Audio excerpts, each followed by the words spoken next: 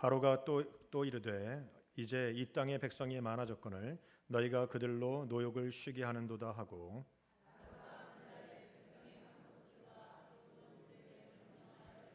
너희는 백성에게 다시는 벽돌에 쓸 집을 전과 같이 주지 말고 그들이 가서 스스로 집을 줍게 하라.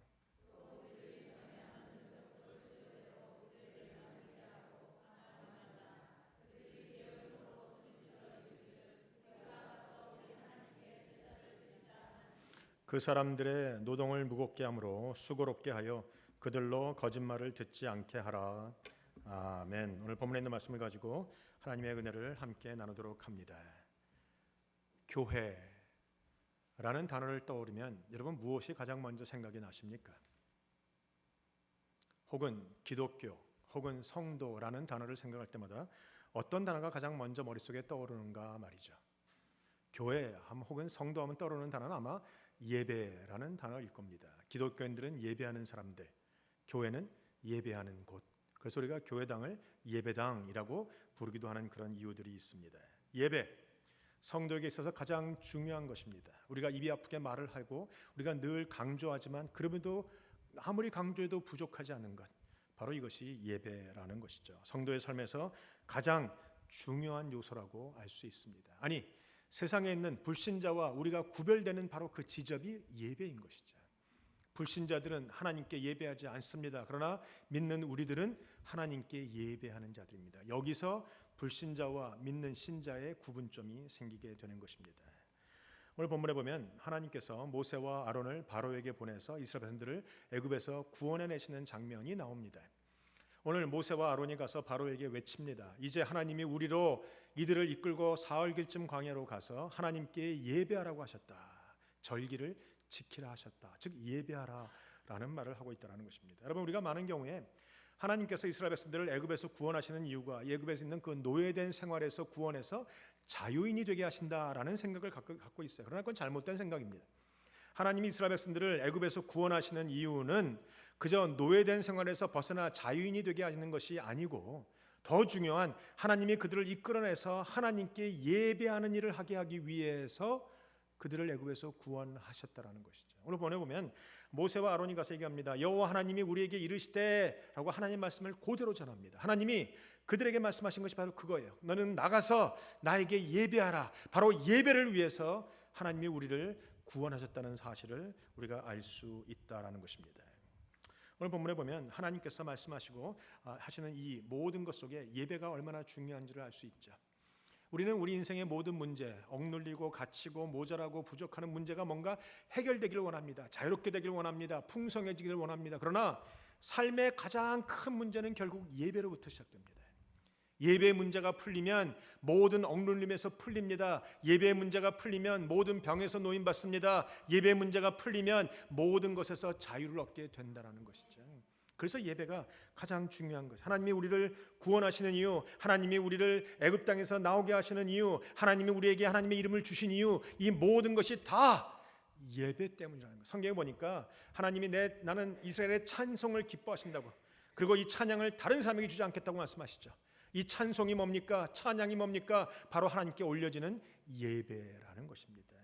하나님 우리를 구원하시는 이유도, 교회를 만드신 이유도, 성도들을 모으는 이유도 다 예배 때문이에요. 예배가 그만큼 중요합니다. 사랑하는 성도 여러분, 여러분에게 묻습니다. 여러분도 예배가 인생의 가장 중요한 것이라 생각하십니까? 예배를 위해서 모든 것 다 버릴 수 있습니까? 예배만 된다면 다른 것은 내가 신경 쓰지 않는다 말할 수 있겠는가 말입니다. 하나님께 예배하는 것, 살아계신 하나님께 예배하는 것을 내 인생의 최고의 목적으로 삼고 살아가는 것, 바로 이것이 구원받은 자의 모습일 것입니다. 왜냐하면 세상을 맞서는 힘도 결국은 예배에서 옵니다. 삶을 변화시키는 힘도 예배에서 옵니다. 소망도 예배를 통해서 옵니다. 죄 용서도 예배를 통해서 옵니다. 내 몸의 치유도 예배를 통해서 오는 것이에요. 그래서 예배가 가장 중요하죠. 우리는 늘 교회의 중요한 행사 중에 선교를 꼽습니다. 선교 물론 중요합니다. 그러나 선교보다 더 중요한 것은 예배입니다. 이곳 하나님 이름을 높이는 그 예배가 선교지에, 아니 저 뒤에 붙여놓은 저 많은 나라들 중에 그 예배가 없기 때문에 우리가 그곳에 가서 복음을 전하고 그곳에서 하나님의 이름을 높이는 예배를 하는 것, 이게 선교라는 거예요. 그래서 존 파이퍼 목사님이 말한 게 뭡니까? 그 말한 건 이것이에요. 선교가 그 땅에 필요한 이유는 그 땅에 하나님께 드리는 예배가 없기 때문이다. 선교하는 모든 일은 다 우리가 가서 예배하는 것으로 선교가 이루어지는 것이죠. 그래서 여러분, 예배하지 않고 선교한다고 말씀하지 마세요. 예배하지 않고 헌신한다고 말씀하지 마세요. 예배하지 않고 봉사한다, 예배하지 않고 물질을 드리겠다, 예배하지 않고 성경 공부한다, 다 틀린 것이야. 예배가 먼저이고 예배가 우선이고 예배가 전부라는 것입니다. 하나님 우리를 구원하시는 이유는요, 예배 때문이에요. 예배 때문. 우리가 예배를 드리는 것을 하나님이 기뻐하시고 받으신다라는 것입니다. 오늘 본문에 보면 그 예배를 어디서 드려야 되는가? 오늘 본문의 5장 3절에 이렇게 얘기합니다. 우리가 사흘길쯤 광야로 가서 예배하겠다라는 것입니다. 예배하는 장소가 광야입니다. 그러면 왜 애굽 땅에서는 예배할 수 없습니까? 어느 장소가 더 예배하기가 좋을까요? 애굽입니까? 광야입니까? 물어보는 많아. 당근 애굽이다 생각이 들죠. 저희가 요새 미국 장로교를 나가면서 예배당, 교회를 찾고 예배하는 처소를 찾는데 참 어렵습니다. 이렇게 좋은 장소, 이렇게 좋은 환경, 이렇게 좋은 곳에서 하나님 앞에 예배한다는 게 이게 얼마나 그동안 축복이었는지 모른다라는 생각이 들어요. 참 가다 보니까 열악하기 그지없고 부족하기 그지없고 작기 그지없고 또 비싸긴 왜 이렇게 비싼지 찾다 보니까 많이 좌절하고 낭망하고 그런 상황이 들죠. 오늘 본문에도 마찬가지예요. 애굽 땅이 더 풍성합니다. 문화적으로도 풍성하고 집도 더 크고 모든 게 다 좋은데 하나님은 거기서 예배라고 하지 않으셨고 광야로 나가서 예배하라고 하셨다는 것이죠. 이유가 뭡니까? 우리가 사람이 너무 안락해지면요, 하나님 외에 다른 것에 초점을 맞춰요. 우리가 이 아름다운 예배에 대해서 드리는 예배, 제가 이 앞에서 보니까 모든 분들이 다 은혜 받으시는 것은 아니에요. 그러나 선교지에 가서 예배를 드려보면요, 선교지에는 딱딱한 마룻바닥, 딱딱한 돌바닥, 심지어는 딱딱한 그런 바닥에서 앉아서 예배를 드리고, 덥기는 왜 이렇게 더운지 선풍기 몇 대가 돌아가는데 땀은 줄줄 흐르죠. 이상한 냄새 나죠. 그런 데서 예배를 드리는데도 거기서는 모든 사람들이 다 하나님 앞에 온전한 예배를 드리는 것을 볼 수 있어요.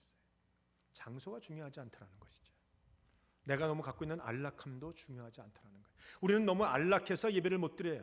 우리는 너무나 안락한 가운데 편안하니까 예배를 드리기보다는 주무시는 분들이 많잖아요.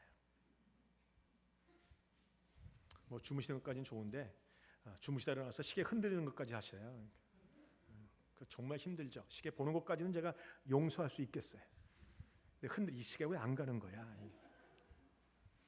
우리가 너무 편안하면요, 예배가 안 돼요. 그런 의미에서는 우리가 좀 광야로 나가는 것도 필요한 것 같아요. 광야에 나가면 초점이 하나님밖에 없는 거예요. 더 이상은 신경 쓸 게 없어요. 더 이상은 매달릴 것도 없어요. 더 이상은 내가 붙잡고 의지할 것도 없어요. 붙잡을 것 오직 하나, 하나님이라는 것입니다. 하나님께 집중할 수 있는 곳, 바로 그것이 광야예요. 이곳이 됐든 저곳이 됐든 하나님께 집중할 수 있는 광야에서의 예배, 하나님이 그것을 우리에게 원하신다는 것입니다. 저는 사랑하는 시온의 모든 성도가 세상에 물들지 않고 타협하지 않고 모든 풍성함을 뒤로 하고라도 어려운 곳에서, 부족한 곳에서, 정말 척박한 땅에서라도 하나님만 붙잡고 하나님께만 예배하는 그 아름다운 예배가 여러분 가운데 있기를 주님의 이름으로 축복합니다. 광야가 예배하는 장소입니다. 광야에 가니까 사람들이 다 하나님밖에는 붙잡을 게 없죠. 그래서 하나님 앞에 집중하는 예배예요. 사랑하는 성도 여러분, 여러분은 하나님께 집중하고 계십니까? 아멘 하니까 할렐루야. 어떤 분들은 집에 지금 두고 온 강아지 생각, 집에 켜놓고 온 그 떡국 끓이다가 그 불 켜놓고 생각, 여러 가지 온갖 잡다한 생각 많죠. 또 어떤 분은 돌아보면서 경찰 노릇도 해요. 오늘 저 사람 왔나 안 왔나 따지기도 하고, 오늘 끝나고 내가 가서 누굴 만나야 되는지 생각 들기도 하고. 여러분, 다른 거는 모르겠는데 예배 시간만큼은 하나님께 집중하시길 바랍니다. 모든 생각 다 내려놓으세요. 내 생각, 내 고집, 내 감정 다 내려놓고 살아계신 하나님께 집중하는 그 예배야말로 광야의 예배이고 하나님이 그 예배를 받으신다라는 것입니다. 하나님은요, 이 광야에 들어가서 하는 예배를 그렇게 기뻐하신다는 것을 볼 수 있어요. 하나님은 다른 하나님께 집중하는 장소를 원하세요. 주님이 우리에게 기도를 가르쳐 주실 때 뭐라고 하셨습니까? 기도를 어디서 가서 하라고요? 골방에서 하라고 했습니다. 기도하는 장소가 골방이 편할까요? 이 리빙룸이 편할까요? 안방이 편할까요? 당연히 리빙룸이 편하고 안방이 편하죠. 골방에 들어가고 크라제 속에 들어가면 뭐가 좋겠어요? 땅바닥이고 바닥이고 냄새나고 좁고. 그러나 하나님은 어떠한 장소라도 열악함과 척박한 땅에서라도 하나님께 집중할 수 있는 그 장소에서 예배하고 기도하는 것을 받으신다라는 의미예요. 사랑하는 성도 여러분, 여러분이 예배하는 그곳이 광야가 되고 여러분의 예배하고 기도하는 그곳이 골방이 되시길 주님의 이름으로 축복합니다. 또한 하나님이 광야의 예배를 요구하실 때는요, 어려움과 고난의 예배만 얘기하시는 것이 아니에요. 오늘 본문에 보면 5장 1절에 주님 말씀하십니다. 너희가 광야로 가서 내 앞에 절기를 지킬 것이라. 이 절기라는 것을 영어로 보면 feast라고 번역이 돼요. 즉 축제와 같은 예배, 잔치와 같은 예배죠. 이스라엘 백성들에게는 7가지의 절기가 있죠. 뭐 초막절, 뭐 장막절, 뭐 수장절, 뭐 이렇게 6월절 하면서 7가지의 절기가 있어요. 그 7가지의 절기에 그들이 꼭 해야 되는 예배가 있는데 그 예배는 2가지의 의미가 항상 포함이 되어 있어요. 절기의 예배는 2가지 의미가 포함되어 있어요. 먼저 그들이 하나님 앞에 감사하는 것이 포함돼요. 이제까지 지난 날 동안 하나님이 우리와 함께 하셨던 것, 광야에서 하나님이 함께 하셨던 것, 6월절에 하나님이 우리의 생명을 구해 주셨던 것, 이 모든 절기를 기억하면서 과거에 나와 함께 하신 하나님의 은혜를 기억하고 감사하는 것이 포함이 되고, 두 번째로 이제까지 과거에 하나님이 나와 함께 하시고 하나님의 은혜로 내가 살아갈 수 있었다면 앞으로도 그 하나님이 동일하게 신실하게 역사하셔서 내일도 하나님이 나와 함께 하실 것을 기대함으로 예배하는 거예요. 감사와 기대, 감사와 바람, 감사와 소망, 이게 바로 이 절기의 예배 가운데 포함이 되어 있어야 된다는 것이죠. 사랑하는 성도 여러분, 지난 일주일도 하나님이 지켜주셨습니다. 오늘 그것을 기억하고 감사 예배를 드리시기 바라요. 또한 하나님이 지난주도 지켜주셨다면 앞으로 다가오는 일주일도 하나님이 지켜주실 것을 기대하시길 바랍니다. 우리 시온 장로교회 28년을 지나고 있습니다. 28년 동안 우리가 어려움과 힘든 가운데서 하나님이 시온과 함께 하셨습니다. 감사로 예배하시기 바랍니다. 이제 우리가 이곳을 떠나서 새로운 예배처소로 가지만 그러나 그곳에서도 하나님은 시온에서 동일하게 우리와 함께 하시리라 믿습니다. 이런 기대와 감사와 감격과 소망을 가지고 드리는 예배, 감사와 기대가 있는 예배를 하나님이 받아주신다는 것이죠. 여러분이 감사와 기대가 사라지면 그러면 걱정과 염려만 남습니다. 옆 사람의 얼굴 한번 슬쩍 보실까요? 감사와 염려인지, 감사와 기대인지, 걱정과 염려인지. 여러분이 온갖 어려움을 갖고 나오시지만, 많은 생각을 갖고 나오시지만 살아계신 하나님 앞에 진정으로 예배하고 감사하면요, 확 풀려요. 마음이 달라지고 풀리고, 그리고 세상에 나가서 맞설 수 있는 힘을 예배 가운데 얻을 수 있다는 거예요. 성도는 좌우지간 세상과 맞서서 싸워야 되는 사람들이에요. 하나님께 예배하고 그 힘과 능력을 가지고 나가서 싸우는 사람들, 바로 그것이 성도라는 것이죠. 오늘 하나님은 우리에게 축제와 같은 예배, 잔치와 같은 예배, 감사와 기대를 갖고 있는 예배를 우리에게 원하신다는 것입니다. 그런데 제가 목회하면서 보니까 많은 성도들이 감사와 기대는커녕 아무런 예배도 드리지 않는 것을 볼 수 있어요. 교회 나와서 왜 나오는지는 잘 모르겠는데 나와서 앉아서 눈 내리깔고 예배도 안 하고 찬양도 안 하고 말씀도 안 듣고 끄적끄적 스마트폰만 보다가 딴 생각하다가 가시는 건 너무 안타깝죠. 사랑하는 성도 여러분, 오늘만큼은, 예배만큼은 여러분의 생각이 저와 다르든지 같든지, 여러분이 저를 좋아하든지 안 좋아하든지 상관없이 이 시간만큼은 하나님 앞에 예배하시는, 하나님 앞에 집중하시는 여러분이 되시길 주님의 이름으로 축복합니다. 하나님께 생각을 맞추셔야 돼요. 다른 생각하지 마세요. 한국에 이 부동산이 막 올라갈 때 여전도회 회장이 이 부동산 업자였어요. 얼마나 실력이 좋고 얼마나 이쁘고 얼마나 재능이 많은지, 교회에서도 선교 회장이지 밖에 나가면 부동산 업자로 장사를 잘하지, 아주 뛰어난 여정이에요. 밖에서나 안에서나 칭찬받는 여정입니다. 어느 날 손님이 연락이 왔어요. 오늘 2부 예배 시간과 딱 맞춰서 부동산을 사겠다고 고민을 하다가 생각을 바꿨습니다. 1부 예배 가서 드리고 2부 예배 가서 집 팔고 3부 때 그리고 오후에 와서 여전도회 헌신 예배를 드리면 되지. 갔어요. 1부 예배 시간에 앉았는데 예배가 되겠습니까? 계속 핸드폰으로 찾기 시작하는 거죠. 이걸 어떻게 설명할까? 어떻게 할까? 이걸 팔면 내가 얼마가 남는가? 그리고 2부 예배 시간에 가서 만나서 온갖 설득을 다해서 결국은 그 집을 팔아먹고 옵니다. 오면서 얼마나 기분이 좋겠어요. 내가 번 돈이 얼마나 생각이 막 들고 예배 시간에 들어오는데 헌신 예배 시간인 거예요. 자기가 회장이니까 나와야 돼요. 나와서 묵도하고 찬송가 딱 피고 이제 얘기합니다. 자, 다 같이 찬송가 109동 부르겠습니다.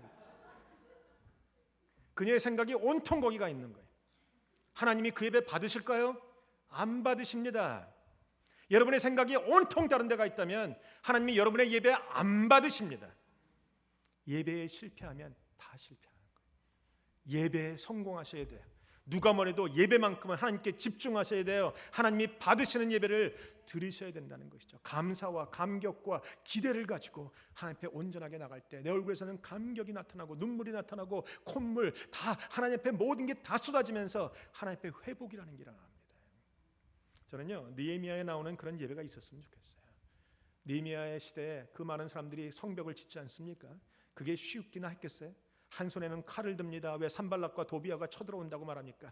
산발락과 도비아가 느헤미야를 믿지 말라고 말하니까 의심과 모든 것 다 들고 앉아서 그 창을 들고 그러나 벽돌을 놓으면서 끝까지 갑니다. 다 지었습니다. 수문 앞에 모든 게 완성이 됐습니다. 그랬더니 그 수문 앞 광장에서 하나님이 부흥을 주셨잖아요.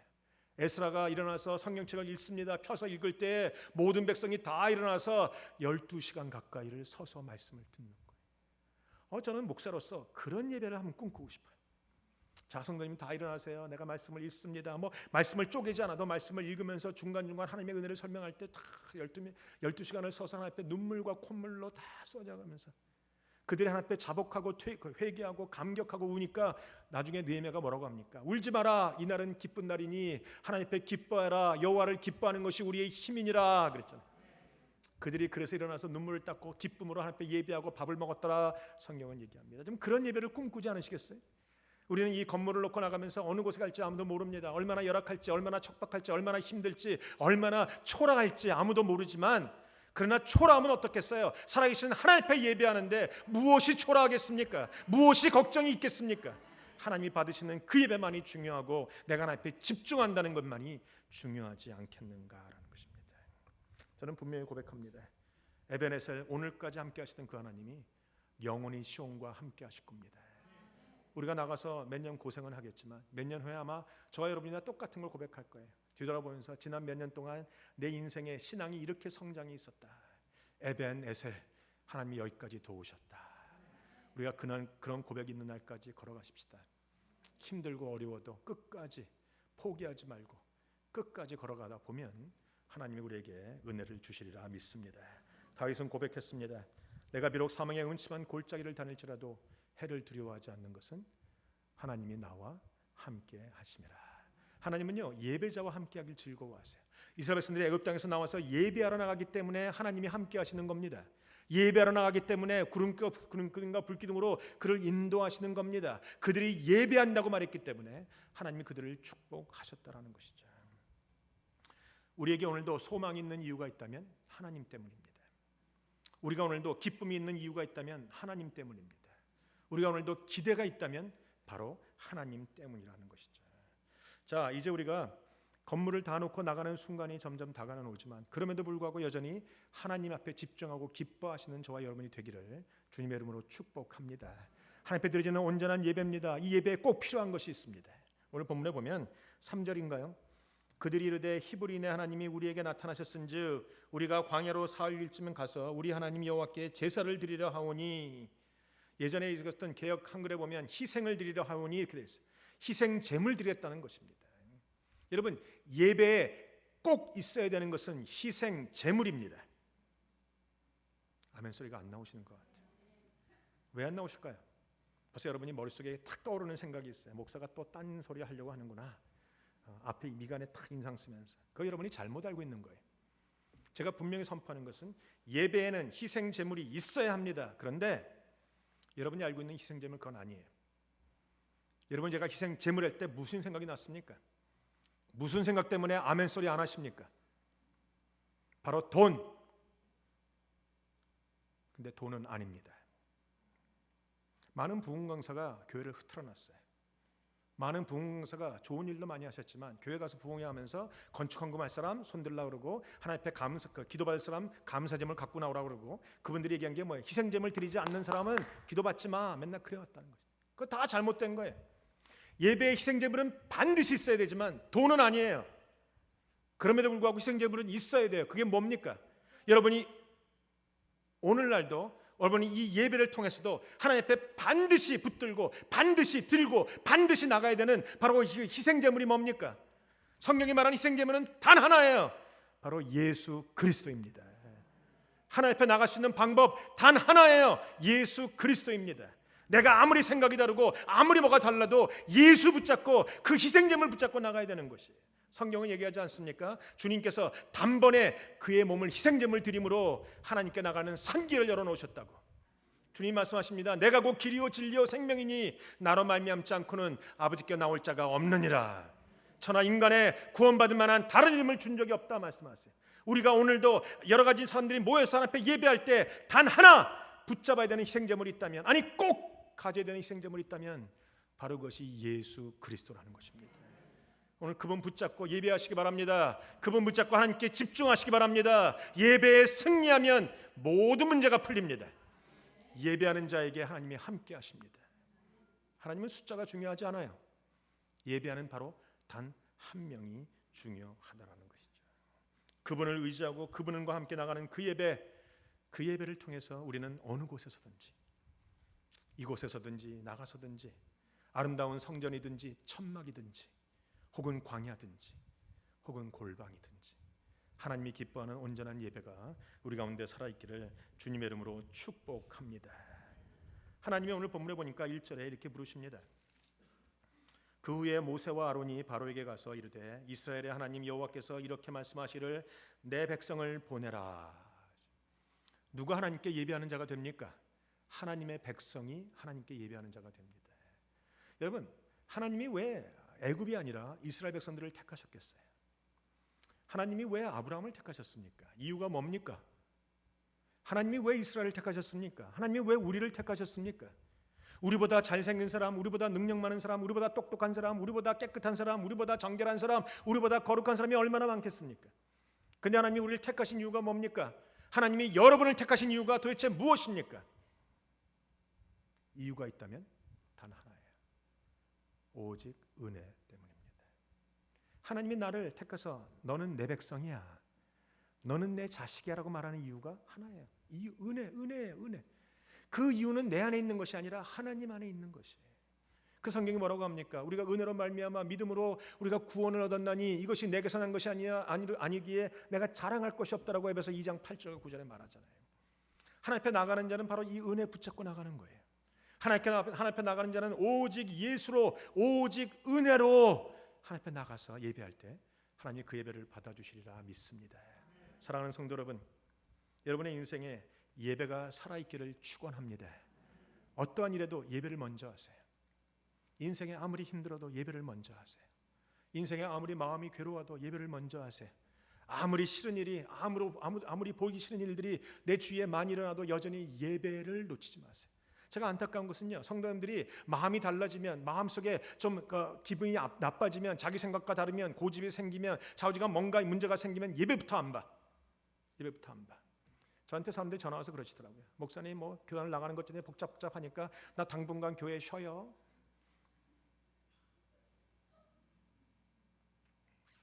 교단을 나가는 것과 당분간 예배를 쉬는 것과 무슨 연관이 있을까요? 내 마음에 들고 안 들고의 문제와 살아계신 하나님 앞에 예배한다는 것이 무슨 연관이 있을까요? 내가 목사를 좋아하고 안 좋아한다는 것과 하나님 앞에 예배하는 것이 무슨 연관이 있을까요? 정답은 하나예요. 연관 없다입니다. 옆 사람에 고백하세요. 연관 없다. 절대 상관이 없어요. 교단을 나가든지 안 나가든지 우리는 살아계신 하나님 앞에 예배하는 것만은 멈출 수 없는 것이에요. 목사를 좋아하든지 안 좋아하든지, 성도를 좋아하든지 안 좋아하든지, 장로를 좋아하든지 안 좋아하든지, 내 마음과 내 뜻에 맞든지 안 맞든지 전혀 상관없이 하나님 앞에 신령과 진정으로 예배하는 일만큼은 놓을 수 없는 것이 바로 성도입니다. 하나님 여러분을 구원하신 이유도 예배 때문이고, 하나님 여러분과 함께 하시는 이유도 예배 때문이고, 하나님 여러분에게 기적을 베푸시는 이유도 예배 때문이고, 하나님 여러분을 보호하시는 이유도 바로 예배 때문입니다. 예배 때문입니다. 오늘도 그 예배, 희생제물 되시는 예수 그리스도 붙잡고 오직 은혜 안에서 하나님께 예배하는 저와 여러분이 되시길 주님의 이름으로 축복합니다. 기도하시겠습니다.